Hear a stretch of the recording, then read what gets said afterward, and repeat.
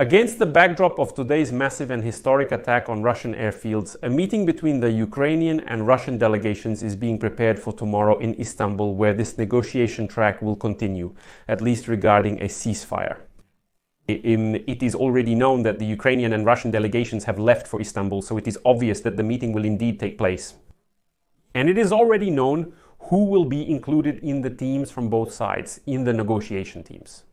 Plus, today it became known what proposals Ukraine is bringing to the negotiations in Istanbul. And on the other hand, it is still unknown what Russia will propose. Remember, they still haven't published or handed over their memorandum on ending the war. They said they'll present it directly at the negotiations. But today's attack could change them significantly. These ultimatum attitudes, the way they tried to talk down to the Ukrainian delegation after today's special operation, I think, they'll cool off a bit. I'm Aleksey Pechiy. Today is June 1st. Let's talk about this in depth. Before we begin, I ask you to subscribe to this channel, like this episode, and leave your comment. Also, subscribe to the Pechiy News Telegram channel. The link to it is in the description of this video. There we publish breaking news as soon as it comes in. So, the negotiations in Istanbul will still take place tomorrow. And Russia, as stated, will keep the same composition of its delegation for the negotiations with Ukraine. As stated, the Russian delegation has already flown to Istanbul to participate in the next round of negotiations with Ukraine. Earlier, Ukrainian President Volodymyr Zelensky announced that the Ukrainian delegation will also be present at the negotiations in Istanbul. It will be headed by Defense Minister Rustem Umerov. According to Zelensky, he has set the tasks for the near future, as well as the positions ahead of the meeting in Istanbul on Monday. As Zelensky stated, quote, "The first is a complete and unconditional ceasefire. The second is the release of prisoners, and the third is the return of abducted children. And in order to establish a reliable and lasting peace and guarantee security, preparations are being made for a meeting at the highest level. Key issues can only be resolved by the leaders." Well, that's a hint that, of course, these technical negotiations can be held, but they should simply be a prelude to the meeting of the leaders. Here, let me remind you that the day before, Zelensky held talks with European leaders and then with Recep Tayyip Erdogan. And Erdogan is proposing a four-way meeting of the presidents of Ukraine, Zelensky, Russia, Putin, the United States of America, Trump, and Turkey, Recep Erdogan. And just now, an update has appeared with a reference to sources in the Turkish Ministry of Foreign Affairs. The Ukrainian and Russian delegations will meet in Istanbul on June 2nd at 1300 at the Chiran Palace. On May 29th at a press conference, Dmitry Peskov, Putin's press secretary, stated that Russia proposes to hold a new round of negotiations on June 2nd in Istanbul. It is also known that at the negotiations in Istanbul, in addition to the Ukrainian and Russian delegations, there will also be security advisors from the United States, France, Germany, and the United Kingdom. Let me remind you that it was these countries that participated in forming the Ukrainian version of the memorandum consisting of 22 points. And in the United States, they believe that the obstacle to negotiations is the absence of a Russian version of the so-called memorandum. And here we come to the question of what is in the Ukrainian memorandum. As the agency reports today, the Ukrainian delegation at the negotiations scheduled for June 2nd in Istanbul will present the Russian side with a proposed roadmap for achieving a sustainable, peaceful settlement. According to a copy of the document, the proposed roadmap begins with a complete ceasefire for at least 30 days.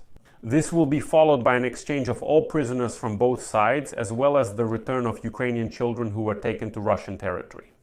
But that's not all. After that, a meeting is planned between Ukrainian President Volodymyr Zelensky and Russian dictator Vladimir Putin. It is further reported that, according to this plan, Moscow and Kiev, with the participation of the United States and Europe, will work on agreeing to the terms of a complete end to the war. Ukrainian officials sent the draft document to the Russian side in advance, and accordingly the Russians are well acquainted with it and are going to Istanbul having already processed the information. As noted, the main provisions of Ukraine's conditions for a peace agreement outlined in the document largely align with Kyiv's previous demands. Among them are the absence of international recognition of Russia's sovereignty over parts of Ukraine seized by Moscow's troops and reparations for Ukraine.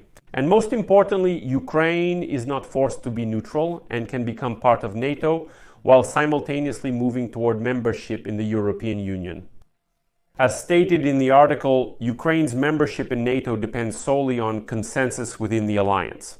No restrictions can be imposed on the size, deployment, or other parameters of the armed forces of Ukraine, as well as on the deployment of troops from friendly foreign states on the territory of Ukraine. The document also states that the current front line will serve as the starting point for negotiations on territorial disputes. All these provisions fundamentally differ from Russia's demands. Now let's discuss what Russia is demanding. The agency writes that the Russian dictator Vladimir Putin is putting forward tough, uncompromising demands in peace negotiations with Ukraine and continues to shell Ukraine with missiles and drones, signaling that he will agree to a settlement only on his terms and will continue fighting until those terms are met.